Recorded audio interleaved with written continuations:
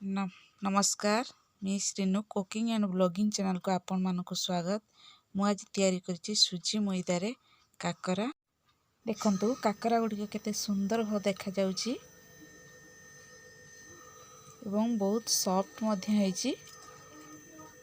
देखंतु बहुत सॉफ्ट हेछि।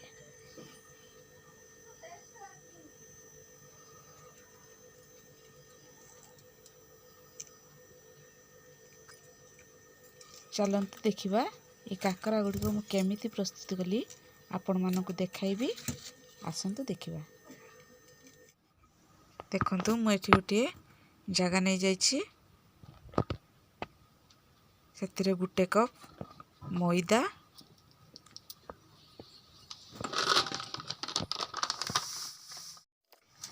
गुटे कप रु टिके कम सुजी नैछि एवं आधा कप मु चीनी नैछि।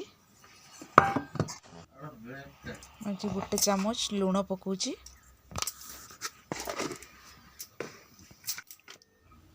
हाफ चामच खाइबा सोडा पकईकि भल भाव मिक्स करनबा। अल्प अल्प पानी दे एक भल भाव मिक्स करनबा। देखंतु भल भाव मिक्स कर देछि। एथिरे मु अल्प नडिया कुरा पकेबी।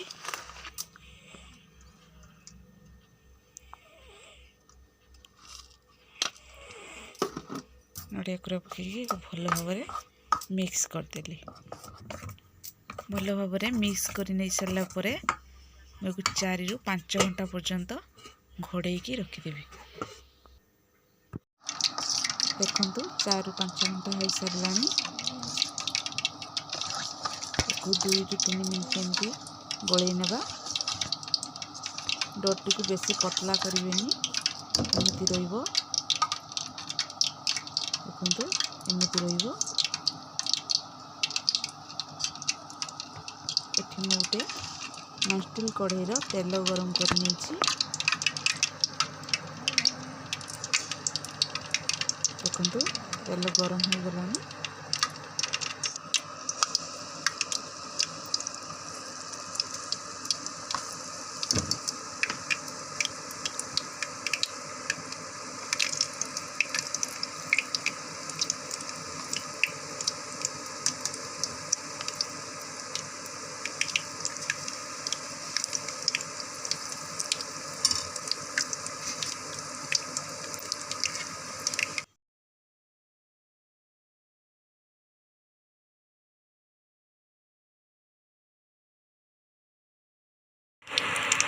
देखंतु काकरा गोटे पट हो सारानी।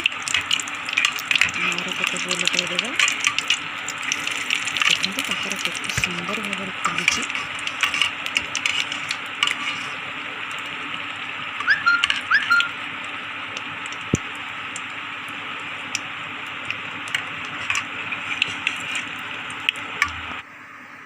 काकरा गुडी को छाणी नेबा। देखंतु केते सुंदर देखा जाउछि।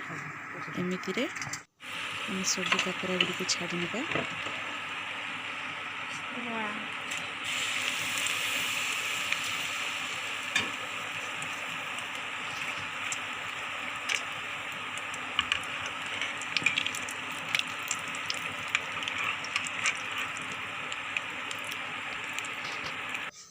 देखंतु मु सब काकरा गुडी को छाणी नैछि। केते सुंदर देखा जाउछि। एकु मु भांगी के आपन को देखौछि। केते सॉफ्ट मध्य हेछि। भितरे जमा भी कंची नाही।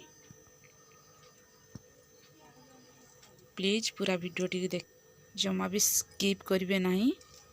यदि वीडियो टी भल लागिवो लाइक शेयर सब्सक्राइब निश्चित करिवे। रहूछि। Love you all. जय जगन्नाथ।